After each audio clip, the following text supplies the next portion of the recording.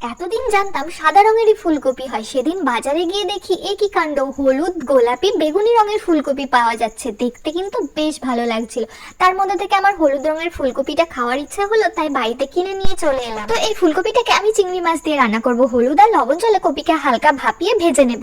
আলুগুলোকে বড় বড় করে কেটেছি, সেগুলোকে ভেজে তুলে নেব। আর এই রান্নার জন্য যে মশলাটা লাগবে তার জন্য একটা মিক্সিং জারের মধ্যে পেঁয়াজ, রসুন, হলুদ, জিরে গুঁড়ো, ধনে গুঁড়ো, Kashmiri red chilli powder, tomato, আদা, কাঁচা লঙ্কা বাটা সবকিছু একসাথে দিয়ে পেস্ট তৈরি করে নেব। লবণ হলুদ ছাড়া চিংড়ি মাছগুলোকেও ভেজে তুলে নিয়েছি। কড়াইয়ে আরো একটু তেল দিয়ে তাতে সমস্ত কিছু ফোড়ন দিয়ে দিয়েছি পেঁয়াজ কুচি আর সামান্য একটু চিনি, যাতে কালারটা খুব সুন্দর হয়। পেঁয়াজ কুচি ভাজা হয়ে গেলে যে পেস্টটা তৈরি করে রেখেছিলাম সেটা দিয়ে খুব ভালো করে কষিয়ে নিয়েছি।